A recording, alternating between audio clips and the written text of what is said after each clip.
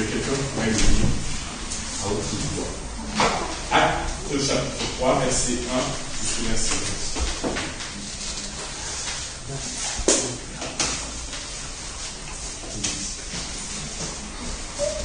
11. Ensemble, Pierre et Jean montèrent au temple à l'heure de la prière.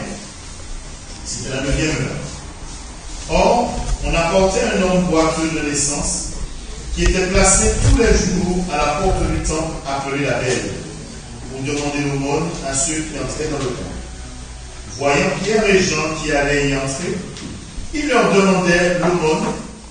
Pierre, de même que Jean, fixa les yeux sur lui et dit « Regarde-nous ». Et il les observait, s'attendant à recevoir d'eux quelque chose.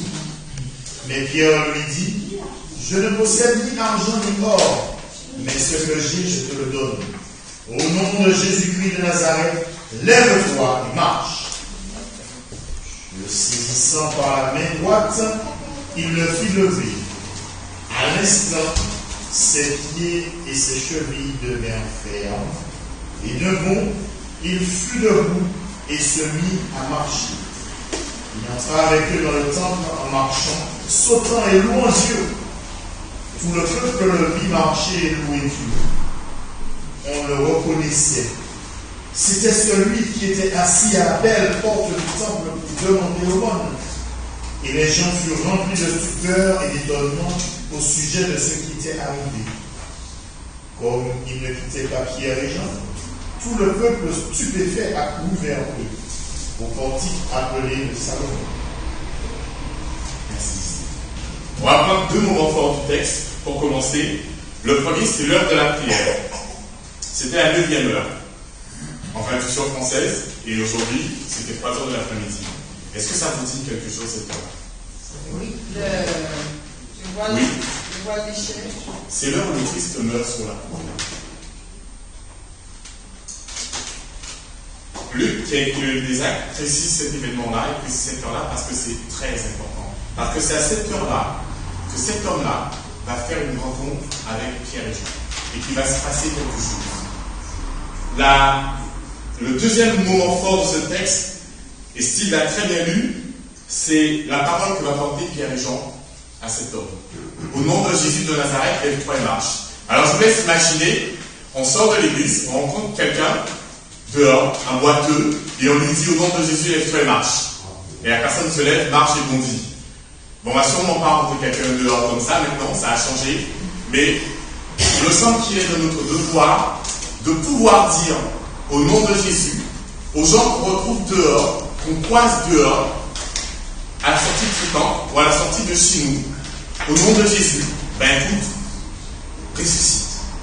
Et quand je dis ressuscite, parce que le verbe lever dans le grec, c'est le même que le verbe ressusciter. Au nom de Jésus, moi, Jean-Michel, plein de foi, et qui a rencontré ce Christ, je peux, grâce au Christ, te donner de l'espérance, te donner de l'assurance et faire en sorte que tu puisses aujourd'hui retrouver goût à la vie, retrouver du sens à ta vie, relever, marcher et bondir de joie. On va recommencer le récit depuis le début. Et on a 2 hommes qui vont pour prier. Ils ont l'habitude, c'est un rituel, c'est une habitude, c'est une coutume. À 3 heures de l'après-midi, ben écoute, ils vont, bons chrétiens, se rendre compte pour prier. Un peu comme nous, tous les samedis, en bons chrétiens, ben on est là. On vient pour prier. Ils viennent rendre gloire à Dieu. Non, ils viennent prier Dieu, nous dit le texte. Et dans leur cheminement pour aller au temple, ils croisent quelqu'un. Et cette personne les interpelle. Et eux se laissent interpeller par cette personne. Ils vont pour rencontrer Dieu. Avant de rencontrer Dieu dans son temple, ils rencontrent quelqu'un à l'extérieur du temple. Et se laissent interpeller par cette rencontre. Et cette personne, c'est pas n'importe qui. C'est un boiteux. Et quand on regarde le texte, l'auteur nous dit, mais cet homme-là, boiteux, on l'a porté jusqu'au temple, devant le temple, pour qu'il puisse mendier. Entre Pierre et Jean d'un côté, et puis le boiteux de l'autre, tout les sépare. D'un côté, ils sont 2, de l'autre, il est tout seul. D'un côté, ils ont pu se rendre au temple tout seul, et de l'autre, il a dû être porté. D'un côté, il y a 2 hommes indépendants qui sont libres de leur mouvement, et il y en a un cloué sur le sol pour l'instant, ne peut pas faire grand-chose et dépend des autres. D'un côté, on a quelqu'un qui demande de l'argent, qui mendie, et de l'autre, on a quelqu'un qui n'a rien. Il demande de l'argent, il n'a rien. Et là se trouve un paradoxe. On a cet homme, on va juste s'arrêter un peu, il est devant le temple, il ne peut pas y accéder parce qu'il est boiteux. Et on sait tous que, pour l'époque, le boiteux ne peut pas rentrer dans le temple. Il ne peut pas y pénétrer, il ne peut pas avoir accès à Dieu, il ne peut même pas aller prier Dieu, donc il prie les hommes. En fait, il ne prie pas les hommes, il mendie, parce qu'il dépend de ces hommes-là. Cet homme-là, de l'autre côté, on a deux hommes qui, eux, sont libres au mouvement, comme je l'ai dit, et qui peuvent travailler, qui peuvent se déplacer, et qui sont en mesure de répondre à sa demande. On a un homme qui demande quelque chose, mais qui sait ce qu'il veut. On l'a porté devant le temple pour ça. Il veut de l'argent, il veut des pièces, il veut qu'on lui fasse de l'aumône. Et bien souvent, nous chrétiens, quand on va prier, on sait ce qu'on veut aussi. On prie à Dieu, Seigneur, je voudrais ça, je voudrais ceci, je voudrais que tu m'accordes cela. Mais toutes ces prières sont légitimes. Parce qu'on a nos manques, on a nos frustrations, on a nos demandes aussi. Et vous verrez plus tard dans le récit que Dieu ne répondra pas forcément à cette demande-là, Dieu va changer la demande dans autre chose. Et ce récit, c'est le récit de quelqu'un qui est plein de frustration. Il arrive, il ne peut pas marcher, on le porte, il est devant l'église, devant le temple, et qui monte, il demande. Et deux hommes, remplis de foi, Pierre et Jean, passent, se laissent interpeller par cette personne. Et généralement, quand on voit quelqu'un qui nous demande de l'argent, cette personne, mais symboliquement, le transforme en tronc. Et quand il est en tronc, c'est pas le mec là devant nous, quelqu'un qui nous demande de l'argent, on lui prend une pièce, on a un peu de compassion, on lui tend la pièce. On connaît rien de sa vie, on connaît rien de son histoire. Parfois, si on lui laisse un mot, si on lui dit un mot, c'est juste, écoute, on t'a donné de l'argent, mais évite de boire, c'est argent. Évite de le gaspiller, puis prends-en pour faire quelque chose de bien. Une petite morale, on a fait du bien. Mais ces deux hommes-là s'arrêtent. Et il y a tout un jeu de regard qui est dit dans le texte. On le pose là pour être vu et pour qu'il puisse demander. Le texte nous dit qu'il voit deux hommes qui s'approchent. Il les interpelle. Ces deux hommes qui, avec Jean, se laissent interpeller par le boiteux. Ils s'arrêtent. Ils le fixent sur eux. Et ça, c'est important. Parce que du coup, ça veut dire que ce n'est pas un regard anodin, c'est pas un regard furtif. On s'arrête, on s'intéresse à la personne. Ce n'est plus un tronc dans lequel on verse une pièce, on glisse une pièce. Ça devient quelqu'un. On le regarde, on le fixe du regard. Deuxième mouvement, ils vont lui adresser une parole. Et cette parole, on va encore la relire. Cet homme voyant Pierre et Jean qui allaient y entrer leur demanda l'aumône. Pierre, de même que Jean, fixa le regard sur lui et dit, regardez-vous. Ça peut être surprenant. Je vous ai demandé l'aumône, je vous ai demandé de l'argent, rien de plus simple. Donnez-moi ce que j'ai demandé, puis allez faire. Comme ça, on se toise, mais on ne se rencontre pas. Les disciples s'arrêtent, rencontrent cet homme, prennent le temps de s'arrêter, alors que normalement ils vont vers Dieu. Ils prennent le temps de le regarder, de l'écouter, d'écouter sa demande et lui dire, mais maintenant, toi, regarde-nous. On a posé le regard sur toi, mais toi, à ton tour, regarde-nous. Et regarde dans nos yeux ce que tu ne vois pas encore. Parce que le texte nous laisse penser, la suite du récit nous laisse penser qu'en voyant cet homme-là, il ne voit pas qu'un boiteux. Jean ce matin parlait de, mais regardez avec les yeux du Christ ce matin. Il ne voit pas qu'un boiteux. Il voit dans cet homme-là le miracle que Dieu peut produire. Pas un boiteux. Non plus quelqu'un qui demandera, qui quémandera, mais quelqu'un que Dieu peut guérir. Le boiteux ne le sait pas encore. Mais il va se passer quelque chose de bouleversant dans sa vie. Regarde-nous. Le récit se poursuit et dit, regarde-nous. Il les regardait attentivement, s'attendait à recevoir quelque chose d'eux. Et là encore, on a une frustration. Parce que je vous demande de l'argent, vous m'interpellez, mais je ne vous ai pas demandé autant. Il les regarde attentivement, s'attendait à recevoir de quelque chose. Et ce que l'apôtre va lui dire, c'est, écoute, nous on n'a rien. On n'a rien. Alors on pourrait se demander, mais pourquoi il le dérange le pauvre malheureux? Déjà, il est malheureux, déjà il est boiteux, déjà il est à mal, il n'est pas rentré dans le temps. Si en plus vous ne pouvez rien lui donner, mais laissez-le tranquille. Eh bien non, on n'a rien à te donner. Et effectivement, parfois dans nos prières, on demande des choses à Dieu. Et on va se comparer un peu à ce boiteux, on demande certaines choses à Dieu, Seigneur on veut ci, Seigneur on aimerait ceci, Seigneur on aimerait cela. Et nos prières sont toutes légitimes. Et notre communauté aussi parfois demande des choses. On aimerait voir l'église beaucoup plus remplie. On aimerait que l'évangile se réponde à Roanne. Et on aimerait. Et parfois, face à ce qu'on aimerait, on a juste une main qui nous est tendue et qui nous dit mais je n'ai rien.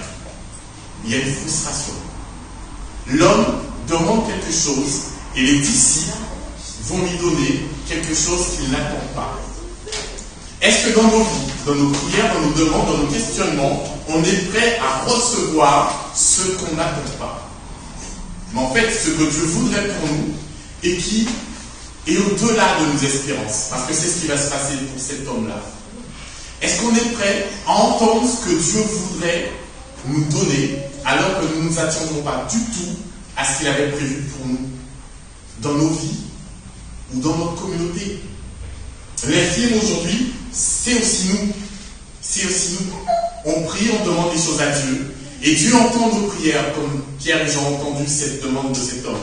Seulement, Dieu ne répond pas à la demande première, mais va répondre autrement, ailleurs, que là où nous plaçons, que là où nous plaçons nos demandes. Et Dieu nous donnera quelque chose qui ne répond pas forcément à ce que nous attendons, mais quelque chose qui peut nous faire du bien. Le récit se poursuit, et Pierre lui dit, je n'ai ni argent ni or, mais ce que j'ai, je te le donne. Au nom de Jésus de Nazareth, lève-toi et marche. Et le prenant par la main, et on va juste s'arrêter un peu sur le prenant par la main. Cet homme-là, il est impur. Celui qui va pour prier dans la maison de Dieu ne peut pas le toucher. S'il le touche, il ne peut plus rentrer dans le temple, il est lui-même impur. Donc il faut qu'il passe par une cérémonie de purification pour à nouveau se rendre au temple pour prier. Donc celui qui fait cette démarche première d'aller dans le temple ne peut pas toucher cet homme.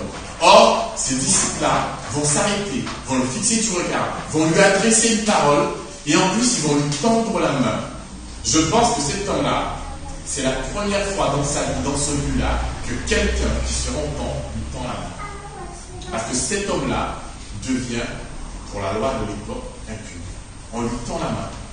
Et à ce moment-là, l'infirme fait confiance. Ils n'ont rien à me donner, mais au moins il y a un geste que je n'ai pas l'habitude de recevoir, que je n'ai pas l'habitude de voir. Je m'humanise, il m'humanise, je deviens humain pour eux. Et donc du coup, il fait un acte de foi, il fait confiance. Il tend la main vers une main qui est vide, alors qu'il attendait des pièces.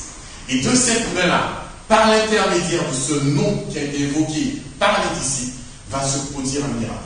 Ils lui disent, en le prenant par la main droite, il le fit lever, au même instant, 7 pieds, et ses chevilles deviennent fermes. 2 sauts, il fut debout, et il se mit à marcher. Le boiteux aurait pu dire, mais vous moquez pas de moi, parce que j'ai infirme, je suis déjà boiteux. Pourquoi vous me dites lève-toi et marche? Ma peine, j'ai la grande, n'en rajoutez pas. Non, il fait confiance, il va jusqu'au bout de cette confiance qu'il donne. Il se lève, et on ne dit pas qu'il se lève mollement, il se lève d'un coup, de bon, et il se met à sauter. Et qu'est-ce qu'il fait après ça? Le texte poursuit et nous dit, il entra avec eux dans le temple, marchant, sautant et louant Dieu. Ça, c'est un miracle. Le vrai miracle, c'est pas simplement qu'il soit debout, qu'il puisse marcher, mais c'est aussi la suite. Car pour la première fois, cet homme peut rentrer dans le temple. Car pour la première fois, cet homme peut accompagner ceux qui rentrent dans le temple. Et regardez ce qui se passe dans le temple. Alors qu'il allait pour prier Dieu, il rentre et il loue Dieu. La prière se change en louange.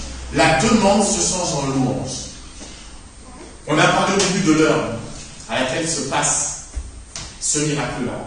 C'est le premier miracle du livre des Actes. Et ce n'est pas anodin. Parce que cette heure-là, c'est l'heure où effectivement on offrait l'agneau perpétuel pour le sacrifice. Mais c'est l'heure où le Christ va mourir sur la croix. Et c'est au nom de ce sacrifice-là, de la mort du Christ et de la résurrection du Christ, que les disciples peuvent s'appuyer et fort de cette foi-là, dire, mais écoute, toi qui es devant le temple, qui ne peux pas y entrer, je t'invite à y rentrer. Parce qu'aujourd'hui, Dieu t'a tendu la main.